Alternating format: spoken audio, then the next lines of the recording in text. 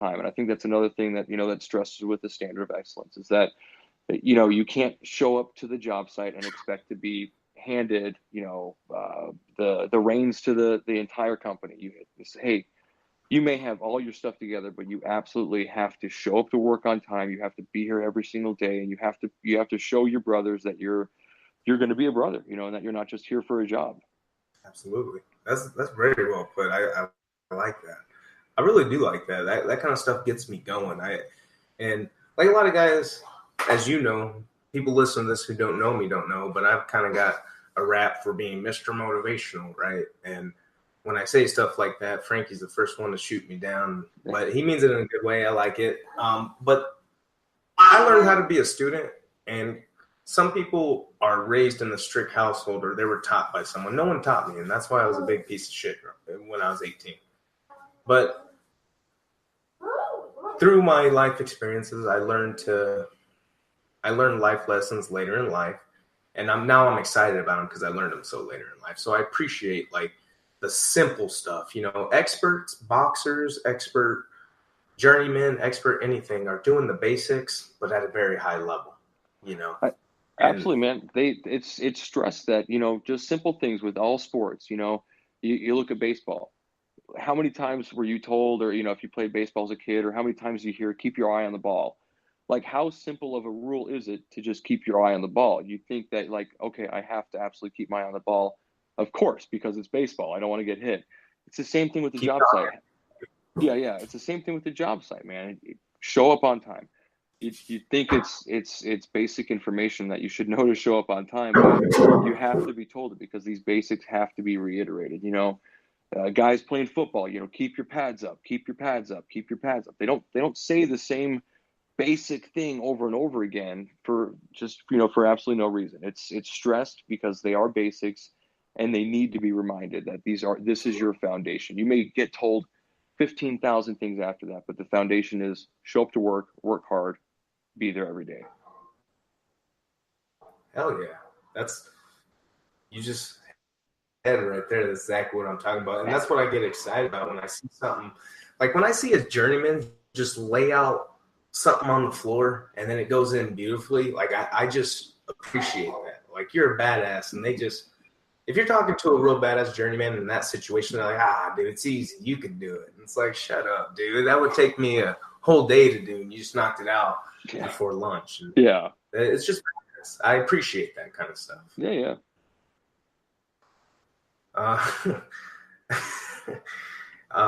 Like one thing I heard, little quotes kind of stick out to me. Guys don't mean them that much, but they stick out to me.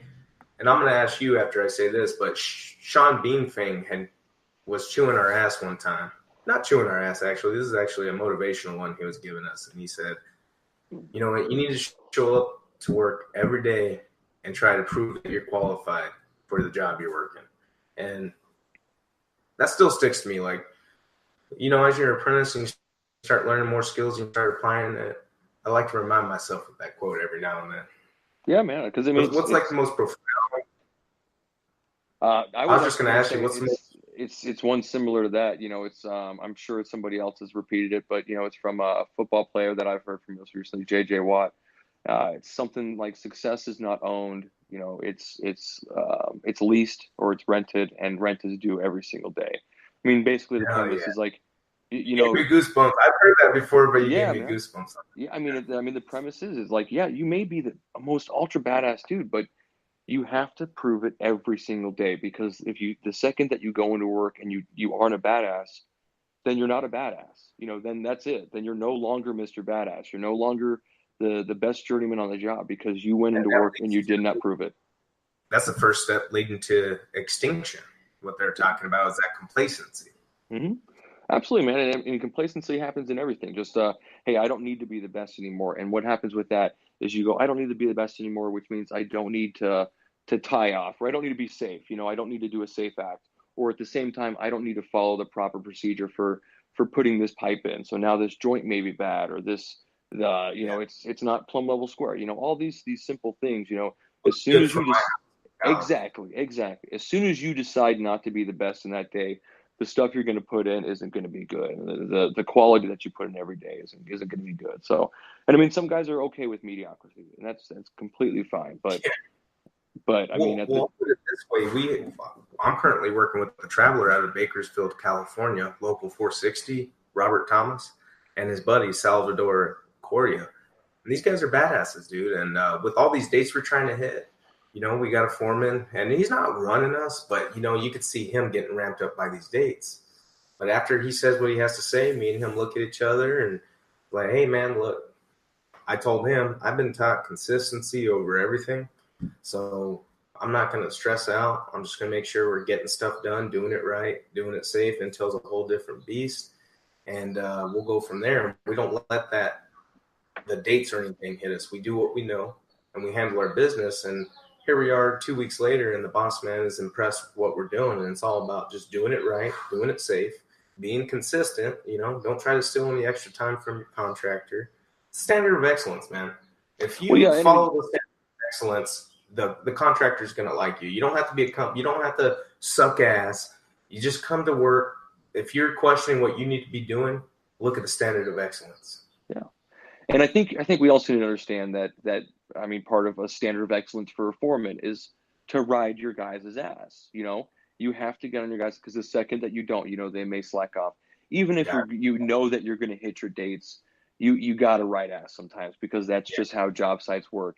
And as a journeyman and apprentice, you have to understand that that's that guy's job. His job is to come tell you to move faster, even though you may be moving just right along. They're getting their ass ridden from higher up there too. Yeah. But I mean, another thing is slow is smooth and smooth is fast. The second you decide to put that date above consistency, above quality, above safety, that's when you start compromising everything with the job entirely, because you're going, you know what, this date is more important. I guarantee, as much as sometimes it loses money for contractors and the customer, I guarantee 100% of the time they'd rather have pipe look good, everybody go home the way they came in, and that product to last, and have it be 3 days late if that's what it has to be, versus, hey man, we rushed through this. That's going to be a bad joint. That's a bad joint. That's a bad joint. Oh, and Mark lost his hand. There's, but fucking Mark, huh? But exactly. But but the tool was, but the project was done on time. But that, again, like there's other things that these guys have to do because they want us to go faster. But at the same time, you have to understand that the more you stress and the more you rush, that's when accidents happen. That's when mistakes are created. And what feels good to me is going home each day and knowing I did my best. Yeah. I didn't cheat anybody. I didn't cut any corners. I didn't get anyone hurt. And the pipe still went in. And whether or not customer or anyone likes it, I know I'm being trained by the best. I'm following the best. I'm following their lead. And we're doing everything we can. And that feels good. I don't go home. I don't get mad. So if they approach me, I don't get mad. You don't get mad when you're doing everything you can. People who get offensive, I think it's something that, and you kind of cut out. So no, you're good. I don't. Okay. So, but the thing is, I think when people get mad, they just have like a guilty conscience. So I just like to go to bed knowing I did everything I could that day, and that goes with family, everything. Family. Absolutely.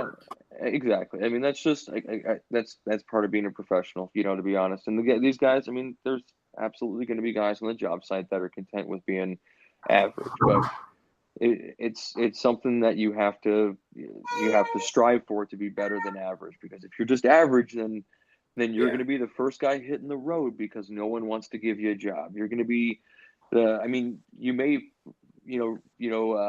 be take it as something cool because you'll be able to represent your local outside, but at the same time you have to realize that if you're the first one traveling, you're probably not the first one on the job site for a good job. Yeah. I mean, again, people are okay with mediocrity, but it's not something that our standard of excellence, that our standard of quality, that our standard of safety, that any of that wants in a union brother. Take your mediocrity somewhere else. It doesn't need to be here, that's for sure.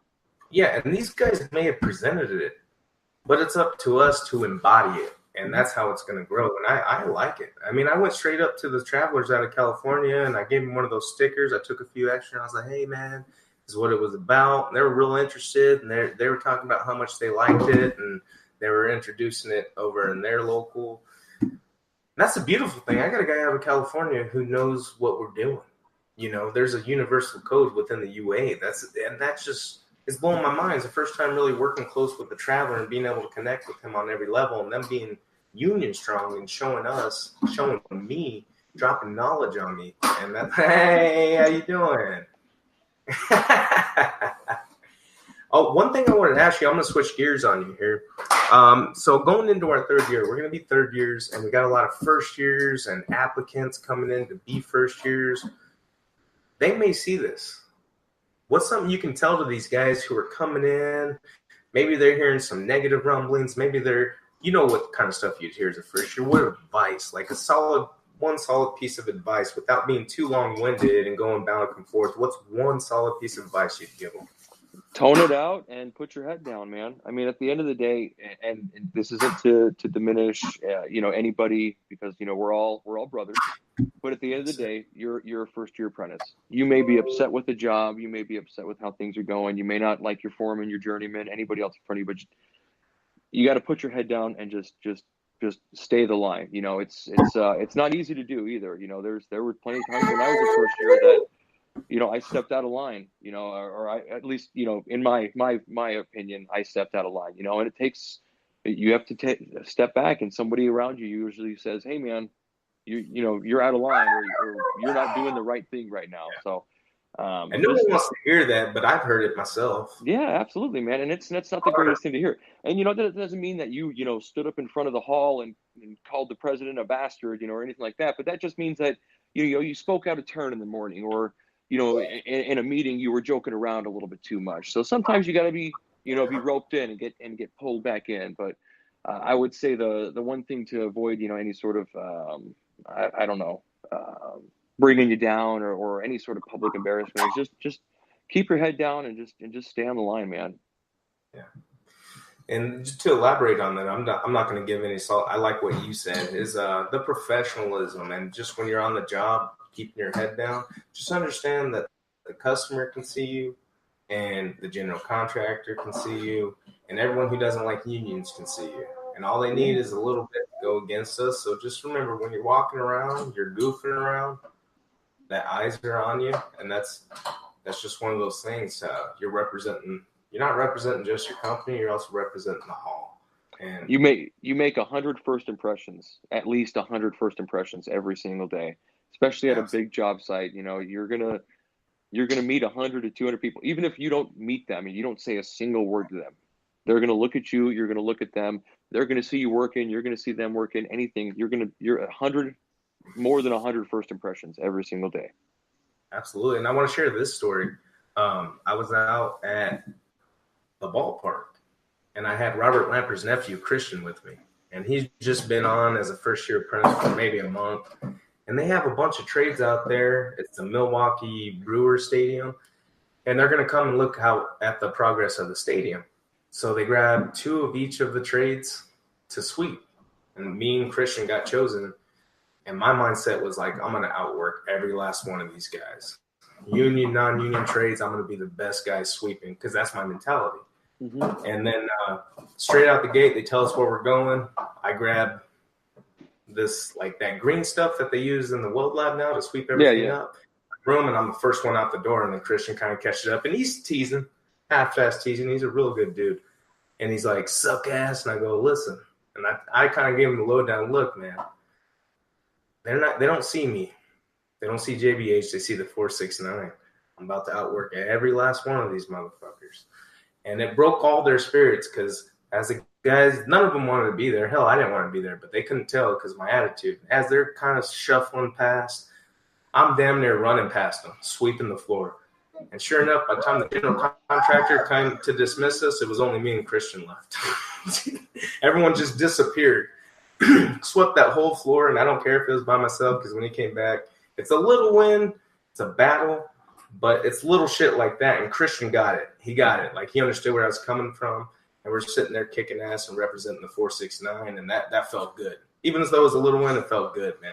Yeah, and, man. And not only that, I was able to mentor him as well. I think. No, man. Just to piggyback on that, I mean.